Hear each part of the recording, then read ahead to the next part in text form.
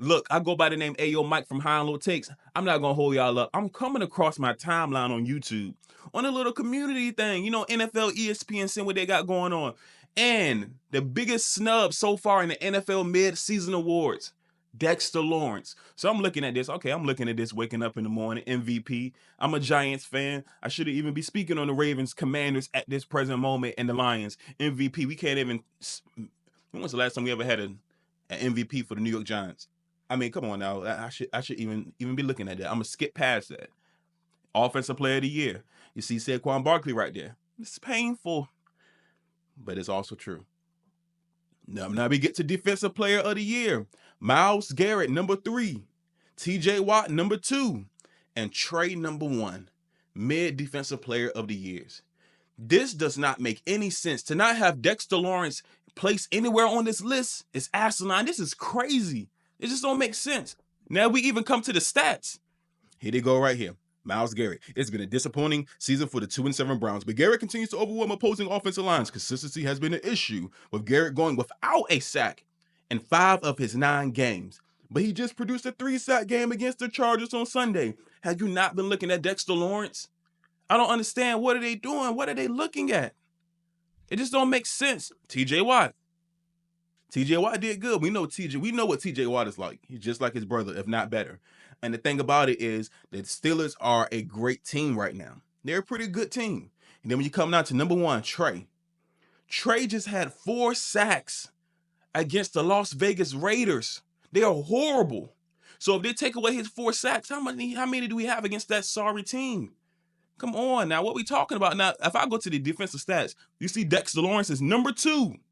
Trey is number 1. Dexter Lawrence have 9 sacks. Trey have 11 sacks. Where's Myles Garrett? He's number 6 on the list. Now, where was the other guy? TJ Watt. TJ Watt has 6.5 sacks. Why is Dexter Lawrence not on this list? They don't have. And I understand Aiden Hutchinson not being on the list because he was balling out before he got injured. Now, Will Anderson, he should even be higher. But why is Dexter Lawrence not higher? We keep getting disrespected. My thing is like all our players, New York Giants players, going to other teams. If he was on another team right now, if Dexter Lawrence was playing for anybody else, he probably would be number 1. But we get constantly getting disrespected, and nobody can't tell me the record because the Browns got a horrible record too as well. We beat the Browns already in a pretty nice fashion, might I say. And the thing about it, now this is the Vegas odds right now. Dexter Lawrence is a plus 1,100 to win Defensive Player of the Year. That means they got him at number 5. Number 5. That's crazy. And even DraftKings. Now, DraftKings is a little bit more respectable. They got him at number 3. They got TJ Watt, Chris Jones, and Dexter Lawrence for Defensive Player of the Year, top 3. Now, Dexter Lawrence, I believe he's going to surpass all of them and be number 1. If TJ Watt slows down a little bit, or if he gets injured or something like that happens, unfortunately. But I think Dexter Lawrence really can win. And look how the team scheme against him. But coming into this year, who did they think was going to win Defensive Player of the Year? Everybody had Michael Parsons until he got injured. But even until he got injured, when he was playing, he was horrible anyway. Now, if you want to look at the team's defenses, the team defense, the Giants have number 18 defense, the Bengals have number 19 defense. We understand their defenses are not all what they cracked up to be this season.